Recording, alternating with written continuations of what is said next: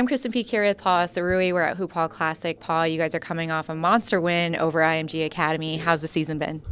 Season's been great. You know, we had we're on a roll right now sometimes, but we had a little up and down, little break against our only two losses of the season, Prolific and Compass. But when we put it all together, you know, we're one of the best teams in the country. So I think that's very nice. I mean, you guys have so much talent on your team. How are practices just competing with all the guys? Practices, it's probably like harder than the games, to be honest, because everyone's just competing. We're going back and forth.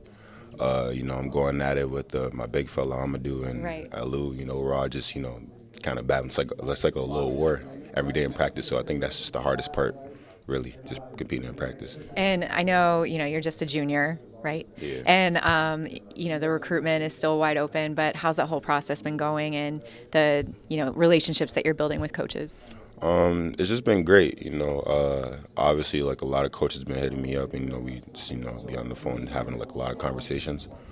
But I feel like with some of the coaches, they're always trying to recruit you early. Right. So all the coaches that have been doing that, I've kind of built great relationships with them, and obviously the new ones that I've gotten over the summer, just built great relationships with them. But I just really leave it to my coaches and my agents and parents to just handle for that because, to focus on the hoops for. Right. Yeah. What's important for you, do you think, when you, after the season, start to look at, different visits you want to get and different programs?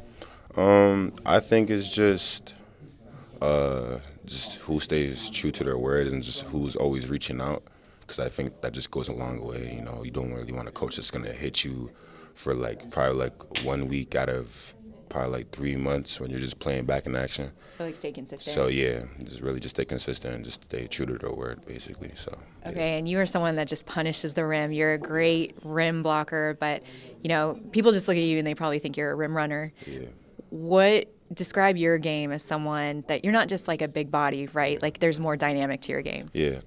So basically, I'm just a stretch big that could just run the floor, rebound, block shots, basically do all the dirty work. And people look at me at my size and they don't think I'm fast, but really I'm quick off my feet. So quick off your feet, great hands, yeah. Good footwork. Yeah, really I just need to get my shot consistent, but I think it's really just a matchup nightmare for a lot of those guys. So. And how has a player like Victor Wembanyama or Chet, these bigger, versatile bigs in the NBA, how have they changed the way you've approached your game? Because now if you want to get to that level, you got to be a pick and pop threat. You got to be able to handle it. I mean, are they changing the way the center game is played? Yeah, they're two versatile bigs that could put the ball on the floor and then also do what normal bigs could do. So I think it's really just me being more physical and just imposing my will, basically, getting my shot right, obviously, but doing that at a high level, I think that would help me when I get to that level. All right, in the EYBL Scholastic League, I know you guys have bigger goals for the season. Yeah.